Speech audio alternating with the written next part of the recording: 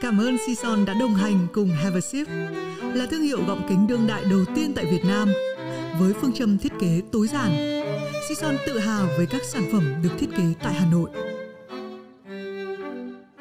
You're listening to a podcast series from the Etc. Production.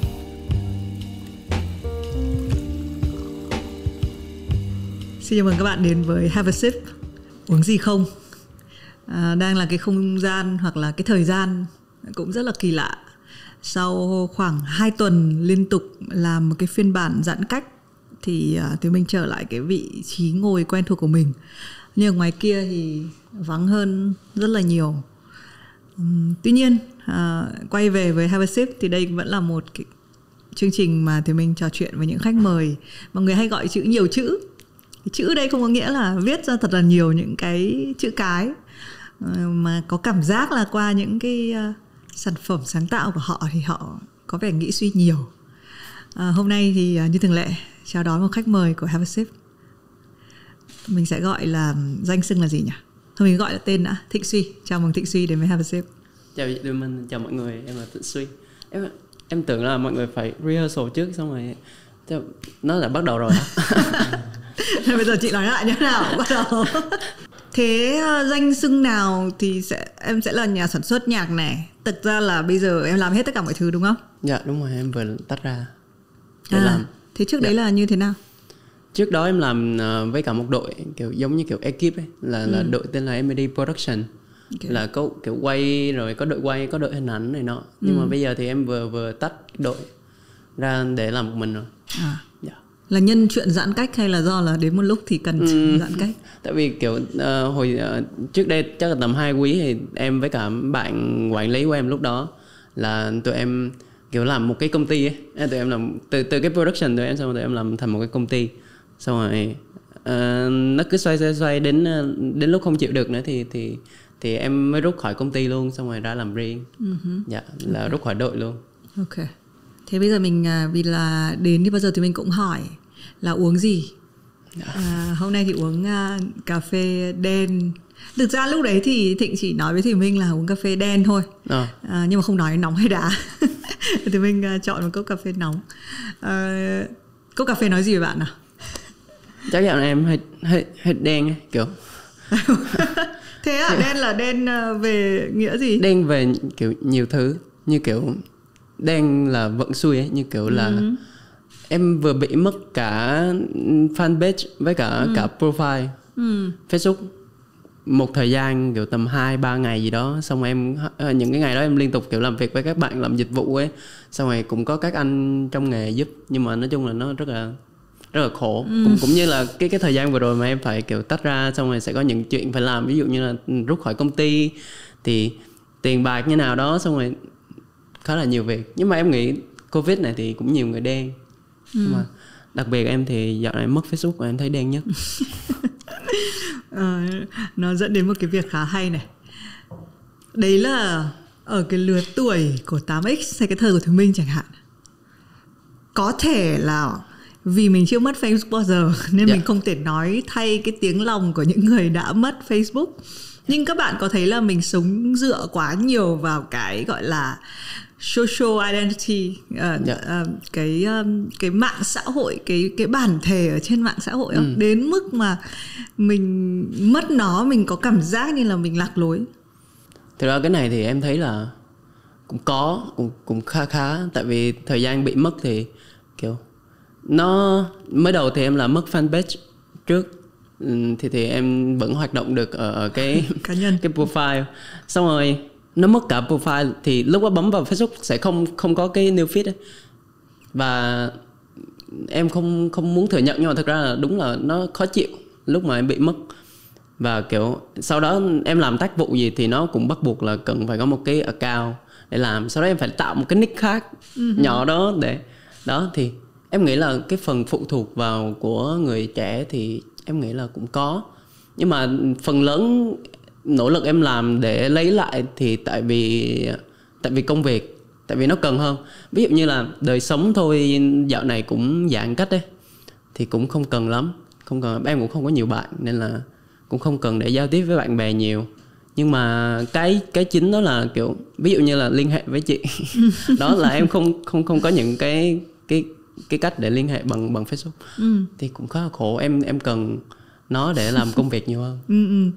Không, thực ra thì nó cũng không cần đến mức cái sự phụ thuộc có thể là nghe nó hơi tiêu cực, nhưng mà rõ ràng là mình nhận thấy là nó không thể thiếu, đúng không? Dạ, đúng rồi. Nhân tiện Thịnh nói đến chuyện đấy là Thùy Minh và Thịnh thì có hẹn nhau là mình sẽ thu âm với nhau nhé. Mình hẹn nhau 7 lần ở trong cái mùa giãn cách cái rồi. Thì đến cái lúc mà gần thu thì bắt đầu Thùy Minh hẹn giờ thì không thấy Thịnh lóe lên nữa. Và sau đấy trong team thì có bàn với nhau là thôi đúng đến đêm nay mà Thịnh không lóe lên thì tức là thì là ngày mai phải cancel. Thì Thịnh lóe vào lúc khoảng 12 giờ đêm gì đấy. Đấy thì quay về cái câu chuyện đấy. Thế nhưng mà mình mở rộng ra một chút thì mình nghĩ là phụ thuộc không có nghĩa là phải mang nghĩa tiêu cực, mà thì mình chỉ thấy là rõ ràng các bạn là cái lứa làm nhạc và tự post nhạc. Mình so sánh cái câu chuyện này rất là nhiều rồi, nhưng mà hồi xưa ấy, cái người làm nhạc thường không có một chỗ để tự post nhạc. Tức là không có thể, họ có thể tự sản xuất nhạc, nhưng mà để phát hành nhạc thì nó là câu chuyện phải có hãng đĩa này, sau đó có các cái kênh truyền thông, phải lên được TV. Ví dụ MTV hồi xưa là nơi các cái nghệ sĩ họ sẽ đưa cái single lên này. Nhưng mà bây giờ với YouTube, với Facebook, với SoundCloud thì cái bản thể của nghệ sĩ tự do hơn rất là nhiều. Các bạn chỉ cần có một cái tác phẩm rồi đưa nó lên, đúng không? Cái đó như kiểu là một cái hồi lúc đầu em mới tiếp cận với cả việc làm một sản phẩm riêng ấy, thì là em có làm một cái YouTube hồi em học cấp 3. Lúc đó em chơi kiểu đánh book ấy, thì cái cảm giác đó gần đây em có lại, đó là khi mà em tách ra rồi bắt đầu kiểu em có sản phẩm ấy, xong em sẽ không cần phụ thuộc vào một cái gì ấy, kiểu em vừa quay xong sao em chỉnh màu bằng điện thoại xong em up lên. Xong kiểu em mới nhận ra là đúng là cái việc phát hành bây giờ nó dễ hơn, kiểu là được đưa đến kiểu mọi người nó dễ hơn, tại vì nó có nhiều cái platform ấy. Thì em thấy việc đó cũng hay. Thành ra nó quay về cái câu chuyện mà thì mình cũng có một chút đọc một ít cái thông tin về Thịnh, thì là bạn từ cấp 3 thì bắt đầu viết nhạc, mê nhạc, đúng không? Và đến lúc 19 tuổi học năm 2 thì bắt đầu quyết định là tôi sẽ ra cái bài Một Đêm Say. Và thậm chí là sẵn sàng đi theo cái con đường này một cách tức là full time. Có thể bỏ ngang đại học, có thể hiện tại ở cái hành trình này là 2 năm trôi qua. 2 năm trôi qua. 2 năm hơn. 2 năm hơn. Nó như thế nào rồi? Cái hành trình mà từ cái khoảnh khắc là tôi không cần một cái việc là phải đi học một cái trường để có một cái nghề. Tôi có thể hoàn toàn cứ thế là theo đuổi cái giấc mơ của mình thôi. Tính tới bây giờ thì em vẫn kiểu em vẫn sống được, kiểu vẫn đủ ăn đủ mặc.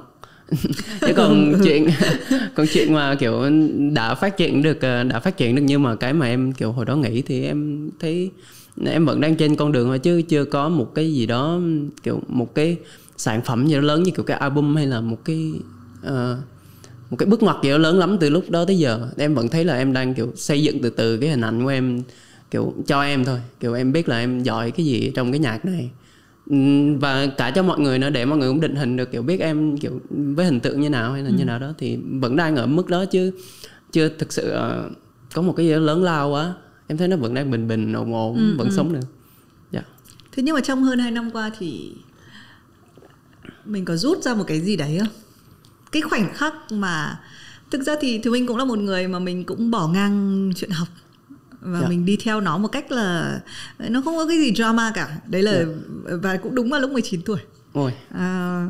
Và sau đấy thì mình cảm thấy là mình rất là tiết kiệm được cái thời gian mà mình đi học ấy. Bởi vì là khi mà mình vẫn phải làm theo cái khuôn mẫu là mình cứ phải học đúng những cái năm đại học. Cái này không phải là lời khuyên để các bạn bỏ học đại học nhé. Nhưng mà ví dụ như mình biết là cái đam mê của mình là một cái khác á, tại sao mình lại phí khoảng 4 năm vào một cái thứ khác hẳn, đúng không? Thay vì đó thì mình có thể trong cái cuộc đua giống kiểu mình được xuất phát sớm hơn ấy. Thì đấy, thì đây là câu chuyện riêng của Thùy Minh, là mình không có như nào nhỉ, mình chả có drama, thì nó trôi theo thôi. Còn với Thịnh thì sao, cái hành trình hơn 2 năm thế nào?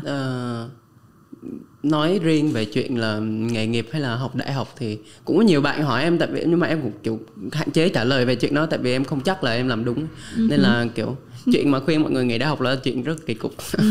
Xong rồi thì em mới thường nói với cả bạn bè thôi, kiểu khi mà mọi người hỏi về chuyện là học đại học thì là như nào đấy, em mấy đứa nhỏ hỏi thì em sẽ kiểu thì mày biết là học trung học phổ thông là học làm người đây, học các bước nhỏ thì học làm người các lớp đó, còn học đại học là học nghề. Chỉ vậy thôi. Xong em thấy là nếu mà mày đã biết được mày thích cái gì, xong rồi mày cũng kiếm được một ít tiền từ cái đó rồi thì nên suy nghĩ xem có nên bỏ thời gian kia để học một cái nghề khác không. Em chỉ nói kiểu đó thôi.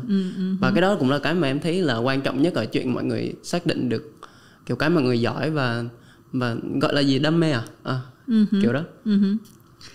Nhưng em có ước là tại sao lại 19 tuổi, tại sao phải là 17 tuổi không? Em không dám ước vậy, là em thấy vậy vẫn là may mắn với em lắm. Em thấy trong kiểu mọi người làm nhạc thì em vẫn khá là may mắn khi em tìm được cái đó sớm. Em đủ kiểu tự tin ấy, tại vì em nghĩ lúc mà Một Đêm Say cũng đã hit lắm rồi, chứ không phải là kiểu em phải phân vân ở chuyện lúc đó em đã kiếm được tiền rồi em mới nghĩ. Xong rồi em vẫn thấy được là bài này sẽ nuôi mình được tầm bao nhiêu năm nay, mọi người sẽ nghe được đến khi nào bài đó chết, thì đến lúc đó mình đã có những gì khác để mình sống được. Thì cái quyết định bỏ học của em nó dễ hơn, tại vì cái bài đó đã nổi từ trước. Nhưng mà đến với những bạn kiểu không có gì tay trắng bước vào thì nó là chuyện khác, nên là em đâu dám khuyên ai về chuyện đó. Thế bây giờ ở cái thời điểm hiện tại và nhìn cái chặng đường đã qua, tất nhiên là chị đã biết là Thịnh là người nói rằng là mình không có bao giờ hối hận về cái chuyện đấy. Thế nhưng cái điều mà học được lớn nhất trong 2 cái năm đang đi cái con đường này thì là gì? Em nghĩ cái việc mà quan trọng nhất thì chắc là mọi người vẫn phải làm cái đó, nhưng mà giữ được cái chuyện là mọi người vẫn thích làm cái đó. Em thấy cái đó quan trọng. Tại đợt vừa rồi em nghĩ cũng tại vì là em đã bắt đầu cảm thấy là không phù hợp với chuyện là làm với một cái mô hình là ekip, rồi bắt đầu mọi hướng nó đẩy về mainstream ấy, bắt đầu kiểu cái sự phụ thuộc của em vào cái đó nó nhiều quá, xong em bị động trong cái bộ máy đó. Xong em mới thấy là lúc đầu mà em chưa có tiền này nọ, chưa có những cái thành công gì đó nhỏ nhỏ lúc đầu thì em chơi nhạc rất là vui. Em nhớ lúc đó chơi với bạn bè rất là vui, nhưng mà cứ lầm lì vậy, làm xong rồi đi diễn, xong rồi lại làm, xong rồi đi diễn kiếm tiền. Thì đến một lúc em thấy không thích nữa. Em thấy Một Đêm Say chán lắm. Em thấy thắc mắc những cái bài đó em diễn nhiều quá, đâm ra em tự nhiên thấy kỳ cục. Thấy tại sao mình lại phải bắt mình làm cái này. Xong rồi em mới quyết định là nghĩ em không lấy tiền bạc gì hết, em không lấy bất cứ phần trăm nào từ công ty hết. Nhưng mà em lấy lại được cái chuyện là bây giờ em thoải mái, lúc nào em muốn chơi nhạc thì em chơi. Là thì cái việc mà quan trọng rút ra sau cái hành trình vừa rồi đó là chắc là em nghĩ là làm cái gì cũng vậy, kiểu phải thích làm cái đó lúc mà mình làm ấy, thì em nghĩ nó tốt hơn cái chuyện là kiếm nhiều tiền hay là những cái khác. Cái sự thoải mái là cái thứ rất là hay, rất là nhiều người muốn tìm. Và nếu các bạn có theo dõi thì thực ra là trong cái cuộc nói chuyện gần nhất với Thắng Ngọt ấy, thì có nói về cái cách làm việc sẽ quyết định là cái kiểu nghệ sĩ bạn trở thành. Nếu mà bạn làm mà bạn tự làm, hay là bạn làm, hay là kể cả với một nhóm cũng được, nhưng mà bạn làm cho cái bản thân chứ không phải cho một cái giá trị khác ấy, thì nó sẽ quyết định là đấy là bạn là cái kiểu nghệ sĩ này. Tại vì có nhiều cái định nghĩa lắm, nào là indie này, hay là idol này, hay là nghệ sĩ này, hay là đó các thứ. Thì thế thì lúc mà làm riêng thì nó không có khó khăn gì à? Em nghĩ là vẫn sẽ khó khăn thôi, nhưng mà vấn đề là việc em dễ dàng hơn trong những cái quyết định. Tại kiểu em sẽ phải nhận cái trách nhiệm đó. Nó rõ ràng ở cái việc là nếu em không làm được thì em sẽ không có gì thôi. Còn lúc trước em ở trong công ty thì mô hình đó nó gọi là khá là chập chững ấy. Mọi người làm việc với kiểu là teamwork, xong rồi kiểu tôn trọng ý kiến của nhau. Nhưng mà thực sự là em cảm thấy bắt đầu em bị động trong đó. Xong rồi kiểu thì em có làm thì cũng như này, xong rồi nếu mà em không làm thì nó sẽ trôi đi mất. Xong rồi em mới thấy là thôi bây giờ mình phải tự làm tự chịu rồi, chứ còn việc khó khăn thì bây giờ em sẽ phải có rất là nhiều chuyện. Ví dụ như là bây giờ em phải tự làm chuyện book show, chuyện đó là chuyện em thấy khó nhất. Kiểu nói chuyện với các bạn làm book show ấy. Xong rồi Sao em giả vờ là em không, hay là em giả vờ là người khác? Đúng rồi. Em giả vờ là người khác, em kiểu chào chị, em là Ben Thật Suy. Xong rồi đó, với chương trình quy mô như này thì em sẽ lấy tiền như này đó. Em sẽ phải làm những cái đó. Nhưng mà em cũng thấy cái đó ok, tại vì thật ra ngay từ đầu lúc mà em tiếp cận với cả ngành này, em đã làm với cả một quản lý rồi, nên là em chưa có thời gian nào mà thực sự em làm một mình hết. Nên là em làm một mình cũng đồng nghĩa với việc là em sẽ hiểu hơn về những cái công việc nhỏ nhỏ xung quanh đó.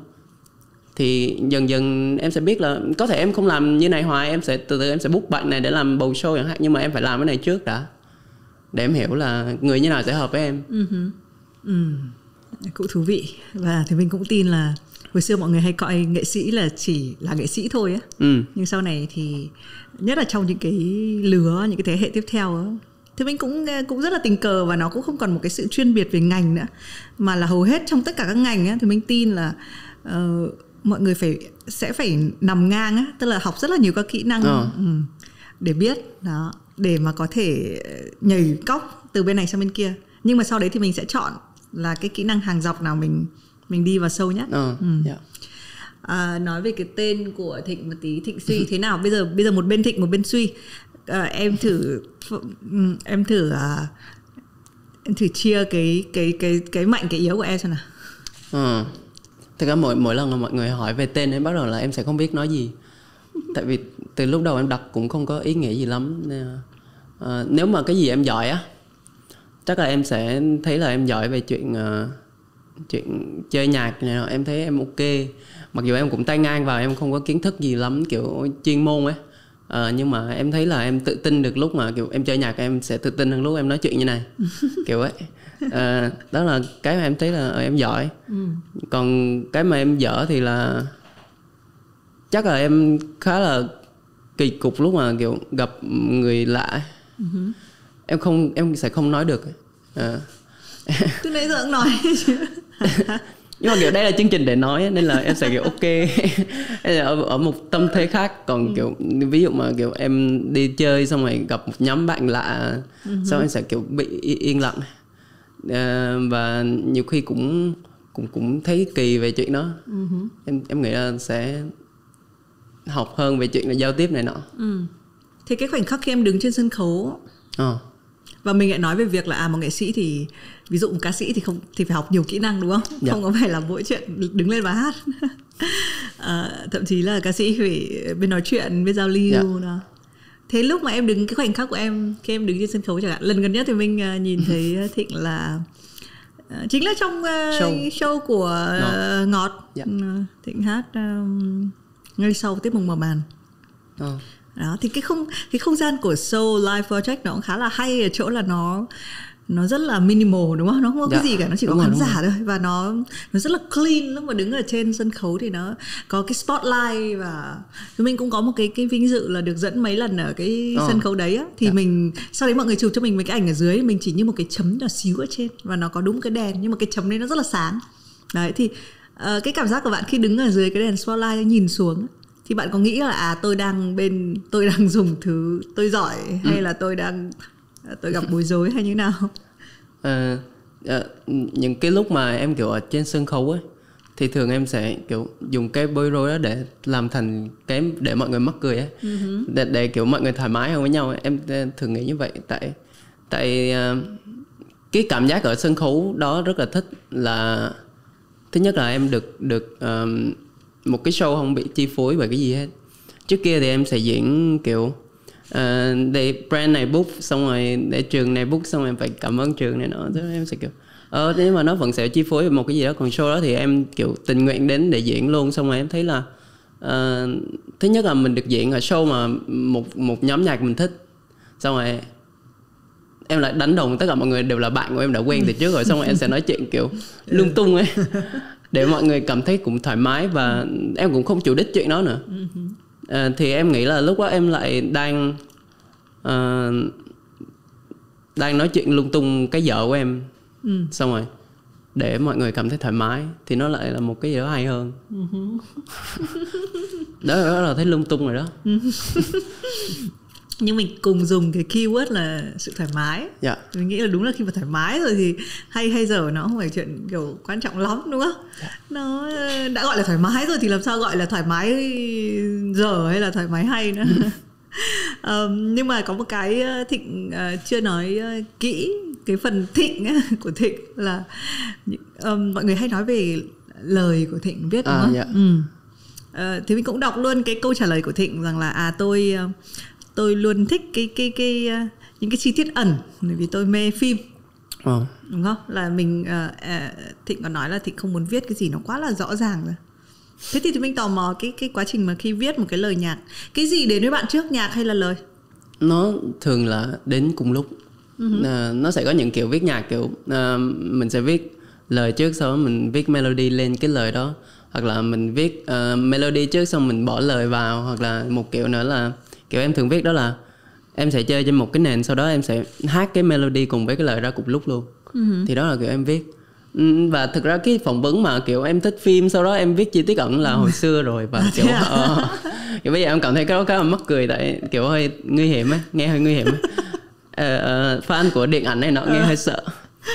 Thì gần đây thì em chú trọng vô việc là em sẽ cố gắng gọi sao nhỉ, cố gắng thả lỏng á. Em sẽ thả lỏng. Em thả lỏng lúc em viết. Xong rồi được thì được, không được thì thôi. Và em sẽ viết ra những cái mà kiểu nó pop, nó kiểu nó pop ra em sẽ bắt luôn.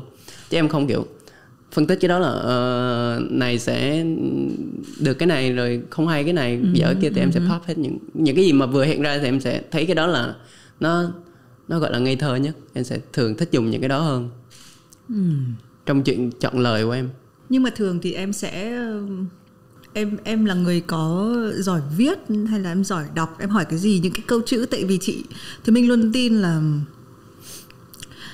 thì mình hay trêu là chữ nó giống như là một cái mình phải ăn no để nó mới đi ra hay nó mới chui ra. Và thì cái quá trình ăn của mình là quá trình phải đọc này, hay là phải viết nhật ký mỗi ngày này, hay là phải chuyện trò này đấy. Thì đấy là cái quá trình ăn đấy. Còn khi sau đấy thì mình mới kiểu nhè được ra chữ chẳng hạn. Thế là nhưng mà đấy là cái câu chuyện người viết của Thùy Minh. Còn bạn thì sao? Cái lúc mà ăn chữ là lúc nào?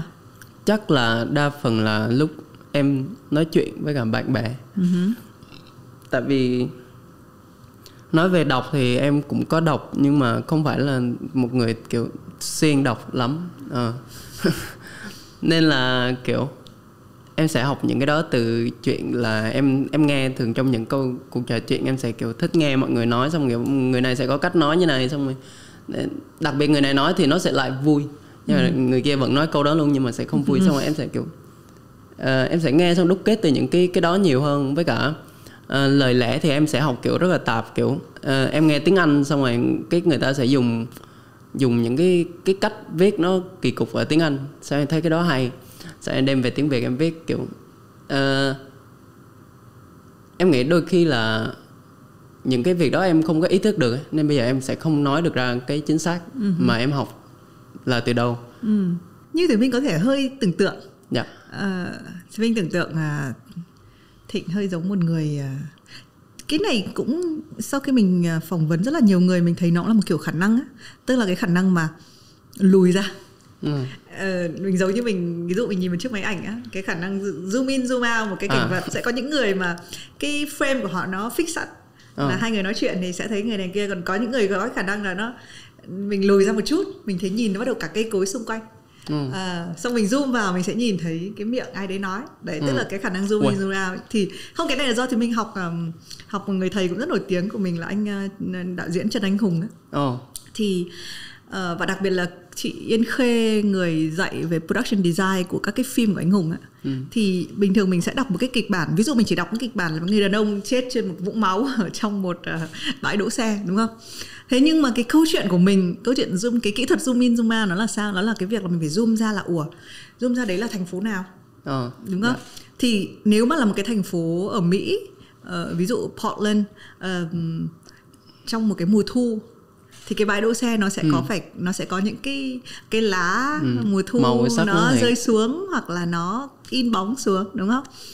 Rồi nó vào năm 1976 thì cái quần áo của người đàn ông đấy đang mặc là gì đấy, thì ý và những cái xe xung quanh làm sao đấy thì là cái khả năng zoom in zoom out. Rồi mình sẽ zoom vào cái người đàn ông đấy, thì những cái chi tiết nhỏ, nếu anh là một người lính thì có thể nó sẽ có một cái số các cái thẻ lính ở trên người đó, thì ý mình là khả năng zoom in zoom out đấy. Thì mình có thể là Thịnh chưa nói được thành lời, nhưng mà lúc mà Thịnh nói rằng là Thịnh nhìn người này người kia nói xong rồi xem những chi tiết của họ, yes. Giống cú máy ấy kiểu. Đó thì đúng không? Thì đấy là một kiểu khả năng là trong lúc mình quan sát sẽ có rất nhiều thứ mình làm mà mình chưa có gọi tên nó được ngay. Thế nhưng mà khi mà sau này mình sẽ gọi được tên, và nó sẽ đến một cái bước tiếp theo khá là quan trọng trong cái việc là chủ động sáng tạo. Thì mình cũng là người nói nhiều ở trong cái chương trình này và gặp gỡ nhiều người, nên mình thấy là Thịnh có để ý không? Đấy là lúc đầu thì nó sẽ gọi là vô tình lượm phải bí kíp. Nó sẽ là cái việc là cái cảm hứng của tôi lên và tôi viết ra cái bài này. Thế nhưng mà sau này nó sẽ là cái sự tập luyện, là làm thế nào là mình muốn bắt lại đúng cái bài đấy thì mình sẽ bắt được. Thì Thịnh đã làm kiểu này chưa? Em có nghĩ về vấn đề này cũng nhiều, nhưng mà đến bây giờ thì em cũng chưa giỏi lắm ở chuyện là chủ động sáng tạo ấy. Em vẫn bị phụ thuộc nhiều vào chuyện cảm xúc của em lúc đó như nào.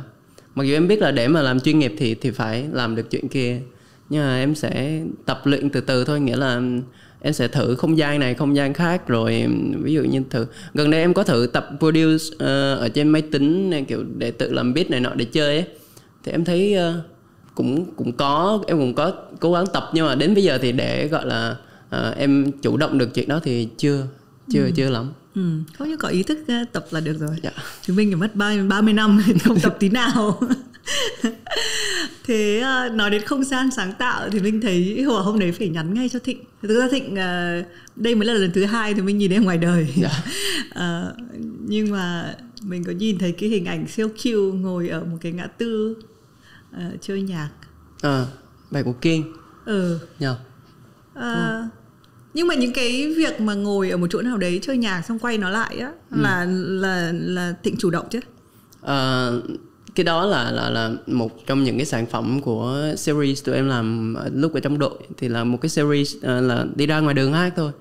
Nghĩa là cái series đó cũng khiến em tập luyện được khá là nhiều cái chuyện tập trung ấy, kiểu chủ động đi vào cái tần số mà mình sẽ kiểu tập trung được ấy.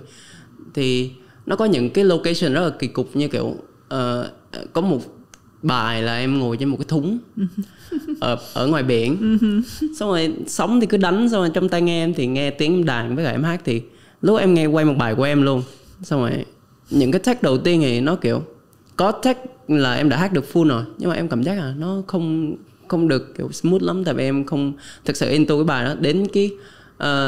Đến cái take mà lấy được ấy, là cái take đó là em đã thực sự là kiểu tập trung, là em thả luôn, kiểu ví dụ như là sóng có đánh em nghiêng hay như nào đó thì em vẫn ok, xong em vẫn chỉ nghe vào cái đó và tập trung vào hát thôi. Sau đó em phát hiện ra là ở dưới có kiểu 2 bạn bơi ở dưới để chấm cái đó để thì em thấy là cũng ok. Luyện tập được nhiều từ cái series đó. Đúng rồi. Thế ngoài chuyện ngồi cái thúng này, ngồi ngã tư mà thì mình nhìn thấy này, cái điều kỳ lạ của cái thế giới bây giờ á, là mấy cái thủ thuật AI nó cứ đưa cho mình một thứ gì đấy mà nó nghĩ là mình thích á. Nên những cái thứ mà mình không tỏ ra là mình thích thì mình không bao giờ nhìn thấy nó. Đấy, ví dụ như cái series mà Thịnh nói á, là thì mình không biết một tí gì, chỉ biết đúng cái tự dưng có cái video bên đài phát thanh họ share thì mình nhìn thấy. Đó thì hơi phí cho công sức của mọi người. Thế còn ngồi những chỗ nào nữa? Em còn ngồi nhiều, em còn ngồi trong cả bồn tắm rồi. Okay. Có nói chung là đến cũng chắc gần 100 số rồi đó. Như là các bạn talent trong đội quay, rồi cả các bạn ngoài tụi em casting vào làm nữa cũng được 2 mùa rồi. Thì cũng nhiều lắm. Nói chung tụi em sẽ đơn giản cái concept chỉ là đi ra ngoài đường để hát. Còn vị trí thì là tùy vào mọi người thích như nào thì là đi để nó quay ra, miễn là technical làm được thì là tụi em sẽ làm. Cái concept đấy thì mình rất là mê. Bản thân Vietcetera cũng đang có, nhưng tất nhiên là phải đợi nó vào đúng cái thời điểm này, nó quá khó để thực hiện những cái điều như vậy. Thế cái cảm giác khi như Thịnh nói là sự tập trung, mỗi cái nơi trốn khác nhau như vậy, nó có, mình có phải chọn một cái, tức là từng cái bài của mình nó sẽ hay hơn hay dở hơn tùy vào cái nơi trốn đấy không? Em nghĩ là ảnh hưởng nhiều lắm. Tại tụi em quay là cũng là live hết, mọi người live ngoài đó chứ không có kiểu sửa đổi hay gì, nên là cái mood mà mọi người có ngoài đó thì sẽ được thể hiện thẳng vào cái mọi người thu vào luôn. Nên là nếu mà mình hát một bài, cái bài mà chị nghe được của em là một bài rất là kỳ cục. Tại vì bài đó là một bài buồn, nó kiểu rất là mood, nó nghe sẽ sầu, nhưng mà em lại ngồi ở chỗ rất là đông. Thật ra tụi em tính quay bài đó lúc 6 giờ sáng ở chỗ đó, nhưng mà tụi em không liên hệ được, xong rồi là tụi em là chuyển thành quay lúc 1-2 giờ trưa gì đó, xong rồi ở đó rất là đông, xong rồi mọi người đi qua xung quanh đông, xong rồi em kiểu trong tai nghe em là nghe được rất nhiều thứ ấy, xong rồi trước mặt cũng đông, xong rồi nóng mà mồ hôi kiểu đổ ướt hết cả người luôn. Xong nhưng mà mình hát cái bài nhạc đó buồn đó ở trong cái không gian đó và với sự tập trung của mình vào cái mood đó thì nó lại ra một cái khác. Thì tụi em lại làm ra những cái khác đó. Gần đây thì mình cũng rất hay trò chuyện về những cái bản thể khác nhau trong một người, và đôi khi mình cảm giác như đấy một cái ca khúc nó có cái bản thể rất là nhiều cái bản thể khác nhau của nó, và mình cứ hay nghĩ là thay đổi bản thể thì chắc là phải là cái gì đấy nó siêu deep tận cùng ở bên trong, nhưng có thể nó chỉ là những cái lớp mình đắp nó phía trên, đúng không? Nó sẽ khác biệt. Nhưng mà nhân tiện nói đến ở ngoài biển với lại các thứ thì mình sẽ hỏi câu hỏi về hoang đảo. Nếu bây giờ ngày mai em phải lên đường ra hoang đảo, không biết ngày trở về, chỉ chọn, đang đổi version, thôi rồi hỏi đúng version cũ, chỉ chọn một cái cuốn sách để mang đi thì đấy là cuốn sách gì? Chắc là tại vì em kiểu cố gắng kiểu không nghĩ về cái này trước khi lên ấy, để em lên xong rồi em sẽ pop ra ấy. Nhưng mà thật ra không nghĩ không được, tại vì nó chỉ có mấy câu thôi ấy. Nên là em đã chọn một cuốn hồi nhỏ em đã đọc mà em thích nhất, kiểu cuốn sách đầu tiên mà em đọc kiểu nghiêm túc ấy, là cuốn Robinson Crusoe. Nhưng mà bản của thiếu nhi cơ, bản mỏng như này, xong rồi to như này. Em nhớ là cuốn đó là cuốn đầu tiên mà kiểu toàn chữ mà em đọc được. Nên là em rất là nhớ cuốn đó và em đọc đi đọc lại cũng nhiều. Em biết là kiến thức ở đó chắc không áp dụng được đâu, nhưng mà em nghĩ cũng vui để đọc. Cuộc sống đến bao nhiêu thì em chả biết. Cũng hay, bởi vì là người ta, em có nhắc đến cái là đôi khi là cái cơ hội mà đi lên một cái chỗ như hoang đảo, nhiều khi mình chỉ cần trở lại một cái khoảng mà mình cảm thấy an toàn nhất, một cái dễ chịu mà mình đã có từ thơ bé. Thì bây giờ phải chọn ở trên hoang đảo đấy và chỉ chọn và bị chọn chỉ nghe một ca khúc. Bị chọn nghe một ca khúc á? Em kiếm bài dài dài đó. Bài nào nhờ? Bài của Queen. Chắc là em Bohemian Rhapsody. Chắc là em sẽ nghe Let It Be. Lời nhắc nhở trong lúc chờ đợi à? Tại Let It Be cũng là kiểu một bài hát để gọi là gì nhỉ, gọi là cứu rỗi á. Nó mang cái tính chất đó, kiểu sẽ bớt bị tuyệt vọng. Ca khúc thả nổi. Mọi người hay nói về chuyện em đã chọn để cover rất là nhiều trước khi em bắt đầu viết original, những cái ca khúc của riêng mình. Mỗi lần em cover và mỗi lần em hát một cái bài riêng thì hai cái bản thể này có khác nhau không? Em nghĩ là nó sẽ có lúc khác và có lúc giống. Như kiểu cover với em nó sẽ kiểu có hai kiểu. Nếu mà em thích bài đó quá, thích cái version của người đó hát quá, thì em sẽ bỏ cái kiểu của em đi. Sau em sẽ hát y chang người ta, em sẽ phối y chang người ta để em được một ít của người ta thôi. Thì em sẽ thích cái chuyện đó. Còn đối với những bài mà em thích nhưng mà em lại muốn bỏ cái tính nghệ sĩ của em vào ấy, thì em lại hát theo kiểu khác. Thì cái kiểu mà em hát khác đó giống của em ấy, thì nó lại khá là trùng với cách em hát original. Nhưng mà thường thì người ta hay, cái này chỉ là một cái võ đoán, người ta cover bởi vì người ta không làm được original. Nhưng mà em thì rõ ràng làm được original và làm được rất hay. Tại sao em vẫn cover? Tại vì em thấy cover chả gì sai. Ý là nếu mà mình xin bản quyền đầy đủ thì cũng ok. Còn chuyện là nó chỉ là nhạc thôi. Thì đối với em không tính đến những chuyện kiểu khác, kiểu giấy tờ này nọ. Em chỉ tính đến chuyện là nó chỉ là nhạc thôi. Thì mình hát lên hay người ta hát lên thì cũng ok, miễn là người nghe người ta cảm nhận được thì thôi, chứ không vấn đề gì ở việc là mình có làm được original không mình mới cover. Tại thực ra lúc đầu thì đúng là thì cái đó cũng đúng, cái vỏ đoán đó cũng đúng. Tại vì lúc đầu em cũng đâu có làm được original, lúc em mới tiếp cận với cả âm nhạc. Lúc em mới tiếp cận với âm nhạc thì em chỉ biết cover thôi. Thì em thấy những cái đó ok mà, đâu có vấn đề gì với chuyện mình cover đâu. Nhưng mà sẽ đến một lúc là mình cũng phải làm cái gì đó riêng của mình thôi. Tại vì như là em đã nói kiểu nếu mà em cố gắng hết sức của em để làm một cái cover mà giống cái kiểu của người ta thì em sẽ chỉ muốn được kiểu một phần nhỏ thôi. Tại vì cái original nó hay tại vì người ta là người nghĩ ra cái đó. Hồi xưa có một câu chuyện đó là kiểu lúc em ra một đêm say ấy, xong rồi kiểu lúc em đang ở trong đại học, em đang ở trong một cái câu lạc bộ guitar, xong rồi kiểu rất nhiều người trong đó đánh guitar được. Xong có một ông anh của em là soạn cái câu guitar lead của bài đó, cái câu mà teo teo teo teo đó. Thì là kiểu đến một ngày em mới về lại trường chơi, em với ông anh nó mới về lại trường chơi, sau đó gặp kiểu một nhóm các bạn nhỏ ngồi chắc là nhỏ tuổi em 1-2 tuổi thôi. Xong rồi các bạn bảo kêu anh Hiếu, nghĩa là ông anh đó, xong rồi với em lại xem, nghĩa là bạn em đánh lại được câu đó y chang luôn, kiểu giống cả về thế là cường độ luôn ấy, nghĩa là bạn em đánh mượt lắm, y chang. Xong rồi ông anh mới bảo là nói chung là đánh cũng hay đó, nhưng mà thực ra anh nghĩ ra câu này. Vấn đề nó ở đó. Nên là cái chuyện muốn làm original nó giống vậy. Đến một lúc mình sẽ muốn làm cái gì đó của mình, chứ hát những kia không gì sai cả, chỉ là tùy mọi người chọn thôi.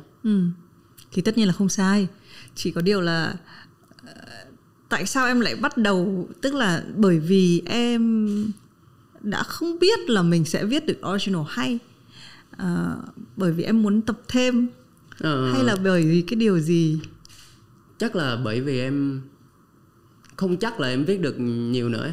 Tại tính đến giờ em vẫn chưa gọi là viết được nhiều để em hát mà để sướng, kiểu chuyện em thích hát. Thì những lúc em không có nhạc riêng để hát thì em sẽ, những cái bài nào em thích thì em sẽ hát đó, là kiểu đó. Thế thì lại hơi hỏi hơi xoắn tí đấy là cái thời gian mà mình hát nhạc cover ấy, mình đã có thể có để mình làm original. Ha, nhỏ đúng. Nhưng mà gọi là sao ta, lúc mà em làm original em nói là em sợ em không đủ để làm những cái original đủ để em chơi với âm nhạc ấy. Thì những lúc mà em tìm đến kiểu hát cover thì lúc đó em cũng đã kiểu không viết được rồi, thì em qua nhạc khác em hát cho nó vui, cảm giác thoải mái nó sẽ luôn có lúc mà em ra em hát cái bài em thích. Còn chuyện mà em cái thời gian đó em kiểu quay lại tiếp tục làm cái kia thì em sẽ không có mood, em sẽ kiểu không làm được gì. Em cũng đoán vậy thôi chứ em cũng không nghĩ sâu lắm đâu. Em là Cung Thiên Bình đúng không? Đúng rồi. Cung Thiên Bình là sẽ chạy bên này một tí, bên kia một tí, để chắc chắn là tôi có mọi sự lựa chọn. Thế bây giờ nhá, quay lại cái bài Một đêm say, rồi Tình yêu xanh lá, rồi Chuyện rằng nó cũng rất là nổi tiếng rồi. Có cái bài nào của em mà mọi người không biết mà em thích nhất không? Mọi người không biết hay là mọi người biết ít hay gì? Biết ít. Có một bài tên là Slowly. Bài đó chỉ mới có bản raw thôi ở trên cái EP em có ra hồi năm trước. Mọi người không biết nhiều tại vì bài đó không có trên YouTube, nó không có một bản riêng ở trên YouTube ấy. Thì bài đó em khá là thích. Em viết về chuyện là em viết về chuyện gì? Em viết về chuyện là em không kiểu yêu ai được lâu ấy. Chắc là vậy. Tại vì lời lẽ cũng lung tung lắm. Nhưng mà em cảm thấy vậy, tại vì cái thời gian đó em như vậy. Xong rồi em viết bài đó xong cũng thích. Nhưng mà mọi người không biết nhiều, nên trên số liệu thì là mọi người không biết nhiều. Thế tại sao em lại không yêu ai được lâu? Em không biết nên em mới viết bài đó đó. Kiểu cái bài đó cũng không phải là kiểu lời giải ấy. Thì em chỉ bày tỏ là như này em sẽ thấy khó khăn gì đó, nhưng mà lời lẽ em viết thì nó khác. Còn chuyện câu hỏi đó thì chắc em phải tự làm thôi. Em phải yêu bạn gái em đến lúc nào đó kiểu đó. Hơi thì mình biết là hỏi câu này hơi khó cho Thịnh khi mà có người yêu ngồi trong cùng phòng này. Ok. Thế Thịnh có bây giờ nó cứ bị ở một cái là mình đang giữ một cái độ cân bằng giữa mình tự làm, mình có cho mình cái quyền thoải mái và thả lỏng, với một cái con đường mà chắc là em cũng biết, đấy là mình sẽ phải rất là chuyên. Mình sẽ dành toàn bộ cái thời gian của mình. Tất nhiên là tuổi trẻ thì mình còn được thả lỏng một chút xíu. Nhưng mà cái đấy có phải là hai cái sự lựa chọn mà em sẽ phải hơi di chuyển qua lại không? Em nghĩ là có. Tại vì sẽ đến lúc em sẽ phải chọn rồi. Kiểu bây giờ thì em đang chọn cái phương án là em tự làm hết. Tại vì đang không có kiểu gọi là gì, thiên thời à. Tại vì bây giờ kiểu không có cách nào để em làm MV hay là sản xuất nhiều ấy, thì em tự làm được, không có nhiều chuyện để em phải handle lắm. Nhưng mà em nghĩ sẽ đến lúc em sẽ bị quá tải. Sau đó em sẽ phải cân nhắc là nó vẫn có nhiều option tiếp ấy. Ví dụ em sẽ thuê một trợ lý, hoặc là thuê 2 trợ lý, hoặc là thuê một bạn làm riêng book show thôi, hoặc là em sẽ vào luôn một công ty khác. Nó vẫn có nhiều option như vậy để em làm tiếp. Nhưng mà phải đến lúc đó cơ. Còn bây giờ thì vẫn chưa có gì. Chứ em tạo một cái mail booking nhưng mà đến giờ vẫn chưa ai gửi à. Cũng đang một cái thời gian rất là đặc biệt mà. Thế em có hình dung là em muốn trở thành ai không? Ngày trước thì là có. Ngày trước lúc mà mới có nhạc thì là có. Còn thời gian gần lại đây thì em không. Thì hồi trước em có bảo với các bạn làm trong ekip là em muốn kiểu có một cái hình tượng như kiểu Đen Vâu hồi xưa ấy. Ý là không phải chơi rap nhưng mà ấy là cái sự kiểu mộc mạc đó. Xong rồi kiểu em hình tượng nó là như vậy. Khán giả cũng kiểu đó. Nhưng mà chắc phải 1 năm trở lại đây thì không. Em không nghĩ tới chuyện đó nữa. Nhưng tại sao? Chắc là để em phải tự coi thử là mình giỏi cái gì ấy, và mình kiểu thích cái gì ấy, chứ không phải là mình chọn người ta xong rồi kiểu mình sẽ phải thích giống người ta thích ấy. Nó chỉ vậy thôi. Đôi khi thì mình quên mất là những bạn như Thịnh còn đang siêu trẻ, 22 tuổi đúng không? Đúng rồi. 22 tuổi. Còn một cái chặng đường rất là dài. Và thực ra cái chuyện mình tưởng tượng là ai nó cũng thay đổi đúng không? Nó thay đổi theo các cái thời kỳ. Kể cả đến một lúc chúng ta quay lại với lại cái tưởng tượng cũ của mình thì cũng không sao cả. Mình nghĩ là đấy cũng là một cái sự tự do của tuổi trẻ nữa. Thế bây giờ mình nói về cái bài gần nhất Thịnh vừa mới ra, đêm qua 16 tiếng trước. Chết trong em. Một cái bản demo thôi. Tại sao có bài đấy? Bài đó giãn cách chết trong em. Bài đó em viết lúc em xem phim. Em xem Money Heist. Xem Money Heist, xong rồi có một cảnh em xúc động đó, em khóc xong. Cảnh nào? Season mấy? Em bây giờ nói là có tội lỗi không nhờ? Sao mà tội lỗi với ai? Đó là kiểu là spoil warning nhá, kiểu không sao.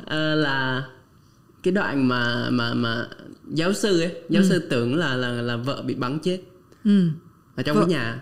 Cái season mấy em không nhớ chắc chắn, nhưng mà có một đoạn là hai người đó đang kiểu chạy trốn trong rừng, sau đó cảnh sát đến, xong rồi người vợ là chạy vào trong một cái nhà đó, xong rồi cái thanh tra mà đến bắt mới giả bắn chết bà này đó. Chị nhớ cảnh đó chưa? Chị chưa xem. Nhưng mà đó, nói chung là một cảnh literally là chết đó. Xong rồi em mới dừng lại phim đó, rồi em khóc xong rồi em thấy đau khổ á. Và chuyện mà kiểu ví dụ như chị nghĩ là bây giờ một người sống bằng cái tình yêu đó, xong rồi mà người đó chết rồi thì kiểu không kiểu níu kéo được gì ấy. Nó kiểu nó là 1 và 0 ấy, thì nó buồn theo kiểu buồn tuyệt vọng luôn ấy. Thì bài đó là buồn thiêu. Em viết lúc em xem phim. Và lúc mà em đăng lên là tại vì em kiếm tiền từ YouTube là cái nguồn thu của em thời điểm này lúc em tách ra, nên là kiểu YouTube em thời gian dài không chạy, nên em quyết định đăng demo để có gì đó chạy để kiếm thêm tiền thôi. Còn cái bài đó có một cái nữa, đó là cái hình artwork chụp của bài đó là em chụp ở cái phòng của em trước đây ở, là hôm nay là ngày chuyển tất cả cái nhà đó đi, là trả lại giấy tờ là hôm nay. Em mới làm xong mới qua đây phỏng vấn. Thì là cái nhà đó là lúc em xem phim đó là em xem ở phòng đó, xong rồi kiểu cũng nhiều kỷ niệm ở đó. Xong em thấy trống quá, xong nhìn thì cũng đẹp, xong em bắt một cái ghế ra, xong em cởi hết đồ, em ngồi đó chụp một cái ảnh. Làm thôi thì em nghĩ là trần trụi kiểu đó thì sẽ buồn lắm. Gọi là chống toác cả người đúng không? Thế khi mà có vẻ như em cũng mô tả là em chụp những cái ý tưởng, cái cảm xúc lúc đấy để viết ra. Thế mỗi lần mà mình hát lại cái bài đấy, hay là mình va chạm lại với nó, hay mình nghe lại nó thì cái cảm xúc đấy nó có va đập lại như cũ không? Hay nó như nào? Em nghĩ là cảm xúc đó nó sẽ thay đổi theo em ấy. Nghĩa là ví dụ như em viết một đêm say từ những năm trước là từ một câu chuyện của những năm trước, nhưng mà đến sau này em có những câu chuyện khác, sau rồi em hát một đêm say em lại liên tưởng đến những câu chuyện sau này của em hơn là câu chuyện lúc đầu đó. Tại vì bài hát nó độc lập, nó chỉ là bài hát thôi, nó không liên quan đến câu chuyện mình, còn liên quan đến câu chuyện mình là tại vì mình thôi, kiểu đó. Ok. Thế ngay sau Chết Trong Em này thì cái lịch làm nhạc của em có không? Em có. Trước mắt thì em sẽ sản xuất cái bài đó đầu tiên luôn. Tại cũng viết cũng đã một thời gian, xong rồi mọi người cũng đã bàn với nhau về chuyện sẽ sản xuất bài đó trước để ra mắt rồi. Cho nên là bài đó trước, sau đó là có những bài khác nghe cũng hip hop xong. Nhưng mà em chưa tiết lộ được, tại em không chắc là em sẽ ra bài nào ấy. Nhưng mà tất cả những cái đó nó thuộc vào một cái album mà em đang làm. Dạ. Album. Chị em muốn nghe về kiểu biết một ít về album. Có, nói đi. Thì là cũng biết, em sẽ nói một ít tại vì nó cũng mới có một ít thôi, chưa có gì mấy, cũng kiểu sơ khai thôi. Là cái album tên là Cánh Cửa Giữa Đồng. Thì nó là một cái tên, nó là một cái hình tượng ấy. Ví dụ kiểu nó là một cái ẩn dụ cho việc là mọi người cứ đặt mọi người thường đặt một cái mục đích gì đó mà mọi người nghĩ đến nó sẽ kiểu vui ấy, xong hạnh phúc đời đời ấy, kiểu đó. Thì cái mục đích đó là nó là cánh cửa. Ví dụ như mình đi tìm cánh cửa, sau đó mình nghĩ là mình mở ra mình sẽ thấy nhiều thứ hay, nhưng mà thật ra cánh cửa nó ở giữa đồng, xong xung quanh không có gì thì mình chỉ bước qua nó thôi, xong rồi không có gì cả ấy. Giống như là cái bí quyết ở trong bí quyết rồng gì đó ở trong phim Kung Fu Panda ấy, mà là nó không có gì ấy, kiểu ấy. Thì kiểu đó, nó là một cái hình tượng thôi. Xong em cũng thấy được là cái sự đi tìm cái không có gì của em trong những năm vừa rồi nó giống như vậy, cho nên là em mới gom hết những cái gì mà em tích lũy được, kiểu những cái kiến thức hoặc là những cái bài hát mà em thấy hay nhất trong thời gian vừa rồi, em sẽ gom vào đó để em làm. Và nó sẽ có bao nhiêu bài chưa định chưa? Em chưa xác định. Với một người nghệ sĩ như Thịnh, tức là cái chặng đường âm nhạc không thể gọi là quá dài, thế nhưng mà cũng đã có bài hit này, rồi cũng trải qua những cái giai đoạn làm việc khác nhau chẳng hạn. Lúc nào thì mình cảm giác là mình phải cần một cái album? Thứ nhất là mình biết là mình viết được một album đấy, đúng không? Dạ đúng rồi. Cái đó là kiểu điều kiện cần rồi. Kiểu nếu không viết đủ thì làm sao làm được. Thì đã gọi là EP đúng không? Dạ. Cái lúc mà em biết là em cần phải làm một album, đó là kiểu sau khi em làm nhiều single thôi thì là mình muốn làm một cái sản phẩm mà nó to hơn, nhưng mà nó có một sự cố gắng mà lớn hơn mà trước giờ mình chưa từng làm ấy. Kiểu cái điều đó nó thôi thúc em làm một album. Với cả em có một thói quen, đó là em thường nghe nhạc của những nghệ sĩ khác, em sẽ tìm nghe album của người ta. Em sẽ nghe nhạc, em sẽ nghe một lần một album luôn, chứ em sẽ không nghe kiểu single nhiều. Em sẽ không phải là chọn những bài em thích xong rồi bỏ một cái playlist xong rồi chơi, mà em sẽ thích nghe một album để nghe cái concept chung đó. Xong rồi đó, thì tại vì cái em thích đó, với cả tại vì chuyện mà em bị thôi thúc bởi chuyện là làm những cái single cháy rồi, thì em muốn làm một cái album. Xong rồi em mới ấp ủ dần, xong rồi đến giờ thì em đang bắt đầu làm. Và không biết là bao giờ ra? Chưa biết. Em sẽ ra vào năm sau, tầm giữa năm. Nếu mà tất cả mọi thứ suôn sẻ. Năm sau là năm 22 á? Dạ đúng rồi, năm 22. Okay. Tức là em có phải là người sẽ đặt deadline cho các cái tác phẩm của mình không? Em có. Em có nghĩa nếu mà em không đặt thì chắc là sẽ đi đến mấy năm nữa ấy. Cũng tốt. Thực ra thì mình luôn, sau khi mà phỏng vấn rất là nhiều người mà có kinh nghiệm ở trong ngành sáng tạo á, cái lời khuyên rất đáng ngạc nhiên đấy là người ta hay khuyên là phải kỷ luật. Ai cũng nghĩ rằng là sáng tạo thì phải bay bổng, nhưng mà chính cái sự kỷ luật mới khiến cho ta có một cái đà và có một cái nền để bay. Đúng. Nhưng thì mình cũng thích cái việc là một nghệ sĩ phải có một cái album. Tất nhiên là bây giờ album thì mình không nói đến nó như một cái bản thể đĩa CD với cái playlist ở đằng sau nữa. Nó có thể là bất một cái playlist ở trên Spotify cũng có thể gọi là một album. Nhưng mà cái việc mà có một cái album nó cho thấy cái chuyện concept di chuyển giữa các bài hát, cái concept âm nhạc nó tròn đầy, nó là một cái sự cố gắng lớn hơn. Nhưng thì mình cũng nghĩ là nó cũng cho thấy một cái tầm nhìn nữa. Nó như một cái bước đánh dấu là qua cái từng đấy, qua cái từng đấy năm mà đây là một cái, nó nhiều hơn một cái bài hát. Là cái giống như những người viết cũng như vậy, người viết sách á, là đến một lúc tôi viết rất là nhiều rồi, tôi cần một cái cuốn sách. Tôi cần một cái gì đấy mang tính vật lý, nó đóng gói lại những cái nỗ lực và những cái năm tháng thanh xuân của tôi vào một cái cục như thế này. Thôi chúc sao? Đúng không? Có đúng không? Em thấy hợp lý. Ok, thế thì mình nghĩ là hành trình trước mặt bạn sẽ có nhiều thứ để mong chờ. Tất nhiên là chúng ta đang ở cái thời gian nó hơi im ắng một chút rồi. Em nghĩ là em mong sắp tới sẽ được thoải mái để mọi người làm được nhiều thứ hơn. Chứ bây giờ thì buồn quá. Em toàn thấy báo chí hơi dark. Thôi nhưng mà cái cánh cổng đấy thì sẽ hy vọng nó sẽ không mở ra giữa đồng. Nó sẽ mở ra một cái gì đấy mà chúng ta chưa biết. Đúng không? Đây cũng là cái cuộc trò chuyện đầu tiên của Thùy Minh với Thịnh Suy. Mặc dù là mình cũng theo dõi Thịnh rất là lâu rồi, và nhìn vào Thịnh thì mình rất là mong có nhiều người như Thịnh hơn. Giữ được cái sự thả lỏng và thoải mái đấy trong âm nhạc, không quá gò bó về chuyện là tôi phải là ai, tôi kiếm được gì, mà quan trọng là tôi hướng đến điều gì. Thì chúc cho Thịnh sẽ luôn may mắn có album ra đúng deadline. Bạn còn gì lung tung để nói ở đoạn cuối này không? Chắc là em sẽ cảm ơn chị với cả ekip hôm nay là mời em đến, tại em cũng thích chương trình. Và em không biết hôm nay em nói mọi người có nghe được vui tai không, nhưng mà em mong là mọi thứ sẽ ổn hơn với kiểu tình hình dịch bệnh này, và mọi người sẽ được làm những cái mọi người thấy thoải mái và thích hơn, tự do hơn. Ok. Cảm ơn Thịnh Suy. Cảm ơn tất cả các khán giả của Have a Sip đã lắng nghe cuộc trò chuyện của chúng tôi.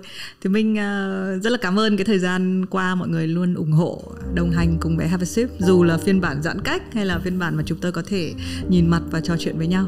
Và mong mọi người vẫn tiếp tục dõi theo Have a Sip. Cảm ơn mọi người rất là nhiều. Cảm ơn Thịnh. Cảm ơn Sison đã đồng hành cùng Have a Sip, là thương hiệu gọng kính đương đại đầu tiên tại Việt Nam với phương châm thiết kế tối giản. Sison tự hào với các sản phẩm được thiết kế tại Hà Nội. Nếu bạn là fan xịn của Vietcetera, đừng chần chừ vào Apple Store để download app Vietcetera phiên bản iOS. Have a Sip cũng sẽ sớm có mặt.